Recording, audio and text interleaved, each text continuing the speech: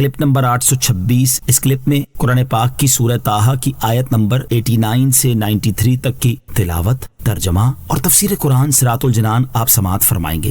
بسم اللہ الرحمن الرحیم۔ ترجمہ، اللہ کے نام سے شروع جو نہایت مہربان رحمت والا ہے۔ افلا يرون الا يرجع الیہم قولا ولا يملك لهم ضرا ولا نفعا۔ ترجمہ، تو کیا وہ نہیں دیکھتے کہ وہ بچڑا انہیں کسی بات کا جواب نہیں دیتا اور ان کے لیے نہ کسی نقصان کا مالک ہے اور نہ نفع کا؟ افلا یرون، تو کیا وہ نہیں دیکھتے؟ ارشاد فرمایا کہ بچڑے کو پوجنے والے کیا اس بات پر غور نہیں کرتے کہ وہ بچڑا انہیں کسی بات کا جواب نہیں دیتا اور نہ ہی وہ ان سے کسی نقصان کو دور کر سکتا ہے اور نہ انہیں کوئی نفع پہنچا سکتا ہے، اور جب وہ بات کا جواب دینے سے عاجز ہے اور نفع نقصان سے بھی بے بس ہے تو وہ معبود کس طرح ہو سکتا ہے؟ اس آیت سے معلوم ہوا کہ روشن آیات اور معجزات دیکھنے کے بعد بصیرت کا اندھا پن اور عقل والوں کی عقل و فہم کا سلب ہو جانا بہت بڑی بدبختی ہے۔ اللہ تعالیٰ اس سے محفوظ فرمائے، آمین۔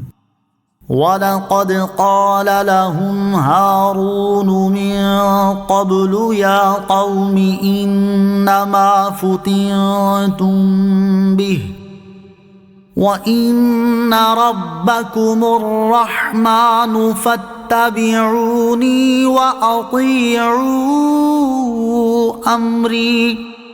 ترجمہ، اور بے شک ہارون نے ان سے پہلے ہی کہا تھا کہ اے میری قوم، تمہیں اس کے ذریعے صرف آزمایا جا رہا ہے، اور بے شک تمہارا رب رحمان ہے، تو میری پیروی کرو اور میرے حکم کی اطاعت کرو۔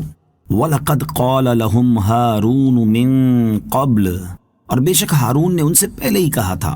ارشاد فرمائے کہ حضرت موسیٰ علیہ السلام کے قوم کی طرف لوٹنے سے پہلے بے شک حضرت ہارون علیہ السلام نے لوگوں کو نصیحت کی اور انہیں اس معاملے کی حقیقت سے آگاہ کیا اور فرمایا تھا، اے میری قوم، اس بچڑے کے ذریعے صرف تمہاری آزمائش کی جا رہی ہے، تو تم اسے نہ پوجو، اور بے شک تمہارا رب جو عبادت کا مستحق ہے وہ رحمان عز و جل ہے، نہ کہ بچڑا، تو میری پیروی کرو اور بچڑے کی پوجا چھوڑ دینے میں میرے حکم کی اطاعت کرو۔ واعظ و نصیحت کی عمدہ ترتیب۔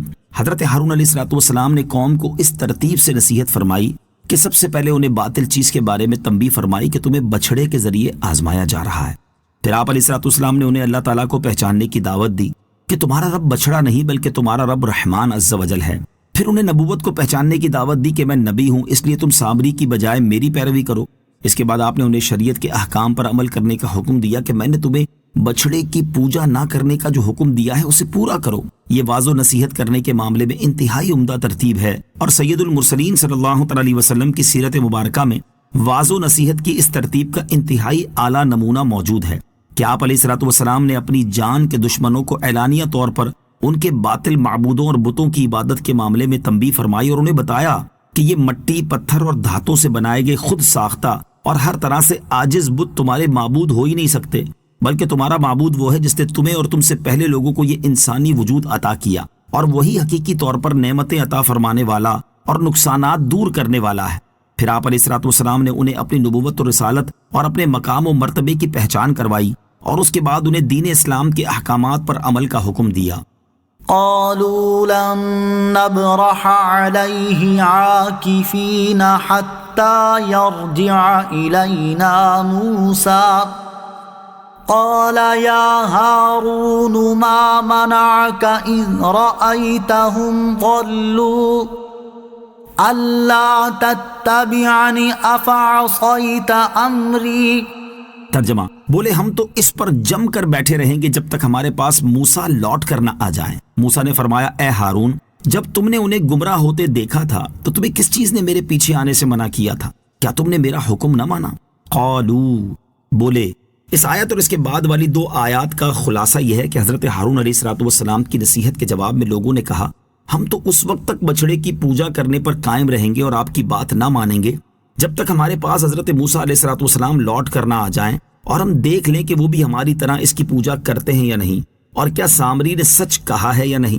اس پر حضرت ہارون علیہ السلام ان سے علیحدہ ہو گئے، اور ان کے ساتھ 12,000 وہ لوگ بھی جدا ہو گئے جنہوں نے بچڑے کی پوجا نہ کی تھی۔ جب حضرت موسیٰ علیہ السلام واپس تشریف لائے تو آپ نے ان لوگوں کے شور مچانے اور باجے بجانے کی آوازیں سنی جو بچڑے کے گرد ناچ رہے تھے۔ تب آپ علیہ السلام نے اپنے ہمراہ 70 لوگوں سے فرمایا، یہ فتنے کی آواز ہے۔ جب آپ علیہ السلام قریب پہنچے اور حضرت ہارون علیہ السلام کو دیکھا تو اپنی فطری دینی غیرت سے جوش میں آ کر ان کے سر کے بال دائیں ہاتھ اور داڑھی بائیں میں پکڑ لی اور فرمایا، اے ہارون علیہ السلام، جب تم نے انہیں گمراہ ہوتے دیکھا تھا تو تمہیں کس چیز نے میرے پیچھے آ کر مجھے خبر دینے سے منع کیا تھا؟ اور جب انہوں نے تمہاری بات نہ مانی تھی تو تم مجھ سے کیوں نہیں آ ملے تاکہ تمہارا ان سے جدا ہونا بھی ان کے حق میں ایک سرزنش ہوتی؟ کیا تم نے میرا حکم نہ مانا؟